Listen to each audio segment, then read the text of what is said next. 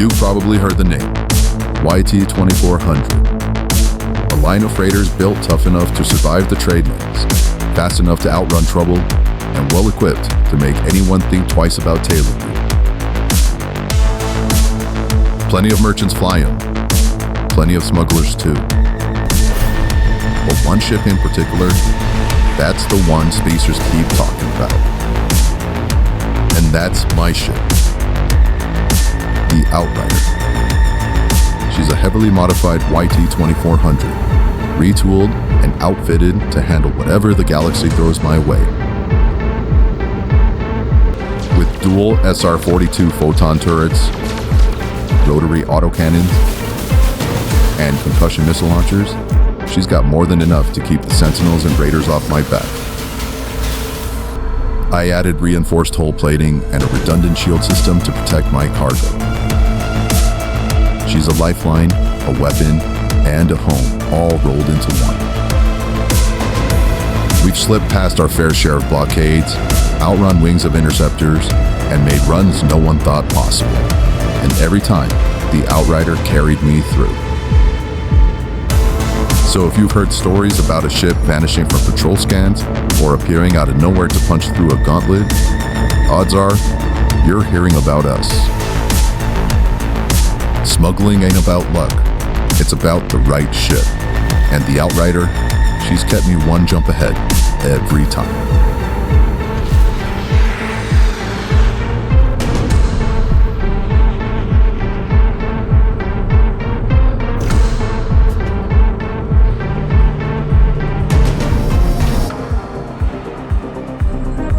Alright, shipwrights, welcome to another LEC build.